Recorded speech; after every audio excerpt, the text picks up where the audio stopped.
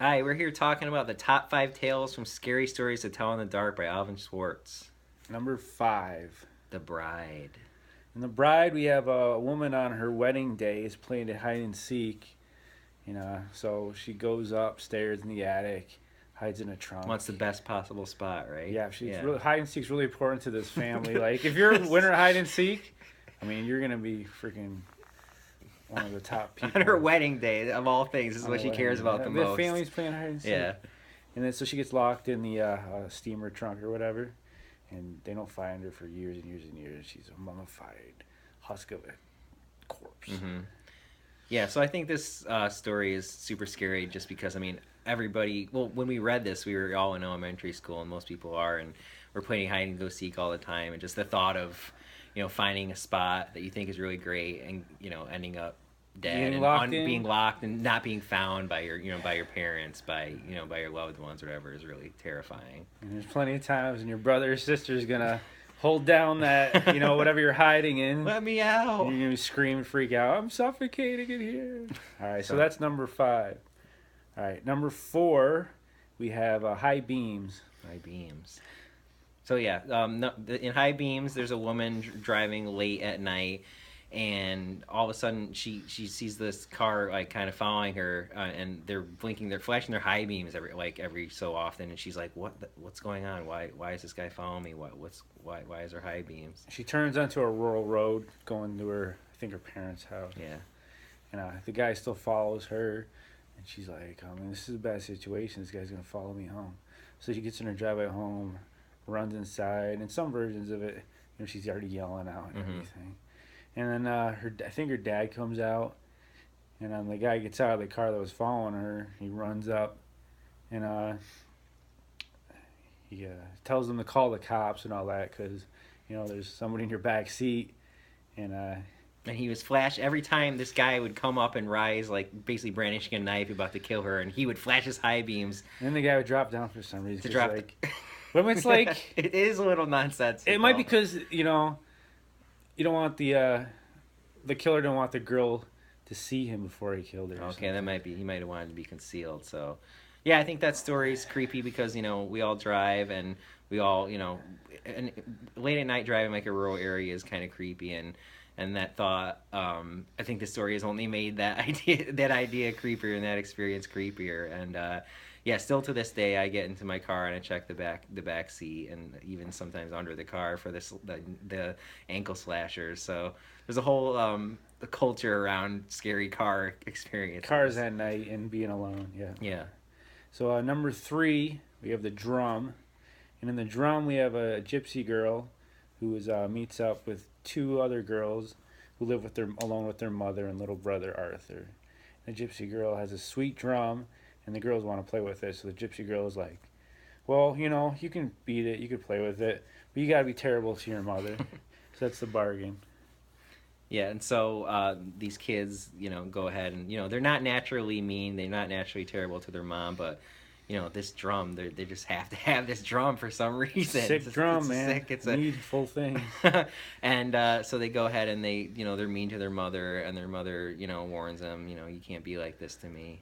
They go back to the girl and tell her what they did. Oh, we were mean to your mom, and the girl's like, oh, you need to be worse than that. Yeah, that wasn't good enough. So they go back and be worse. Yeah. So they go back and they're worse, and the mother warns them, hey, you can't keep doing this. I'm going to leave you guys. I'm going to leave you with a mom with a wooden tail and glass eyes and a wooden tail.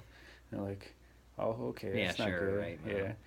They go back to the gypsy girl and say, we were terrible to our mom. We messed with our little brother, made him cry. And they're like, yeah, you could be. And the gypsy girl's like, you got to be worse. You got to be more terrible than that.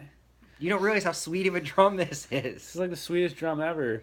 So they go back and they're like the worst people ever. And they make their brother cry. They beat their brother. Go report their activities to the gypsy girl. She's like, nah, I'm never going to give you this drum anyway. So later, pretty much. Yeah. And they go back home, and what's at home waiting for them? And waiting for them is the woman with glass eyes and a wooden tail, and she's rocking, and her tail is thumping on the floor. Thumping. The drum thumps. Just like a drum. So what's the connection? Yeah, I don't know. We don't know what the connection is. I don't know what the connection is, but that story is still like one of the most creepy, surreal things, just because it's just so unnatural to think of, a mother, like, or of a woman, anybody with like an impossible face and an impossible body, and that's creepy by itself. And also, just the idea of being abandoned by your parents. Yeah, so if you're abandoned by your parents, your replacement is a surreal doll. Yeah, so don't do that. All right, number 2, we have a bed by the window. In the bed by the window, we have a nursing home or a hospital which 3 old men live in. And there's 3 beds, 1 bed by the window, 1 bed in the middle, 1 bed closer to the door. And the man in the bed by the window is talking about what he sees outside, the view outside, all the life that's being lived outside.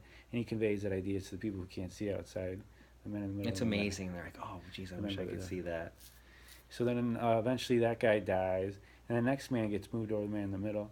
And then guy towards the door gets moved into the middle. And then the new guy by the window reports what he's seeing along the same lines. Everything that's so great outside the window. And it's their entertainment. They don't have TV, so. It's all they have. So the guy, because he really wants to have that view by the window, ends up killing the guy that's currently lying in the bed by the window. And when the guy gets moved over to the other bed without being arrested or anything for killing the other guy. The guy by the window's died in his sleep or whatever. He just got, he's smothered in his sleep. Yeah, so gets moved to that bed, and lo and behold, there's actually nothing outside the window but a brick wall. So it's a brick wall is the view out of the window, and yeah, I mean, just that story is really creepy because. Yeah, I mean, they gave this whole idea, the whole story of this being an amazing thing, and they, these guys have really nothing to live for, and so the excitement of that is incredible, and then getting there and having that realization is just really terrible. But the guy is a killer, so it's kind of a comeuppance almost. It's like the ultimate loneliness. He loses the only guy he had as a companion, and there's no view out the window, there's no entertainment out the window, so he kind of gets his pretty terrible, yeah. And number 1 is, pretty much everyone's number 1 in Scary Stories. From Scary Stories 3, we have Harold, the story of a animated scarecrow. An animated scarecrow, which is there's 2 guys who live on a farm out in the rural area, and they have cows. They have to keep taking the cows out the field, taking them back, and their only neighbor is this nasty guy named Harold. And so then when they make a scarecrow, they name it Harold and make it look like the guy. And they bring him inside, the scarecrow inside. I guess the scarecrow wasn't working. No, they bring him in from the field at the end of the day at night, because I guess that's what you do with a scarecrow. Vaguely makes sense. It's cool to keep them company because they're lonely losers. Right. So eventually they start beating on Harold because they really don't like their neighbor Harold. They start beating on the scarecrow Harold, calling him names, and smearing food on his face, just really mistreating him. Really abusing him, yeah. Then Harold started making the early signs of there's something fishy going on. They hear noises. Special inside. going on here. Yeah. And eventually he starts moving, starts running around the room. And then one night he's running around on the roof and going nuts. Keeping them up at night. And they're terrified. He's kept them all night running around. They're like, oh no, we don't know what's going to happen here. The next morning they just run out, go towards the field, go towards their cows. And then they realize, we don't have our milking stool. So one of the guys got to go back and get it. I think he even drew the short straw or something. Yeah, something like that. They had to decide on it. And so the other guy sees in the distance Harold on top of the roof stretching the other guy's skin. Yeah, this might be later in the day when he has to go back because the guy didn't return. The guy didn't return for a while. Yeah, so that's one of the most horrific images from our childhood, ideas from our childhood. Just the thought that we're reading this back then in like 3rd, 4th grade is really weird to think about. Like, I don't think I'd want my kid to be reading that maybe now, but I don't know. I didn't think about it at the time that this is inappropriate, but I do now. So and the story ends before we find out what happens to the other guy who was also mistreating Harold. So you're left thinking, well, if you skin this guy, what's he going to do to the other guy? Run off the roof and is he going to follow him? It sounds like Harold's set with his new house is on the roof. I don't know what's going to happen now. Is this guy just going to walk back towards the house? Or hang out, live with the cows, or live with Harold? There you go. And so, so that's why that's number 1. That's our top 5 Scary Stories in Tell in the Dark from Alvin Schwartz. Yep. What's your number 1? Oh, yeah. Tell us in the comments below. That's so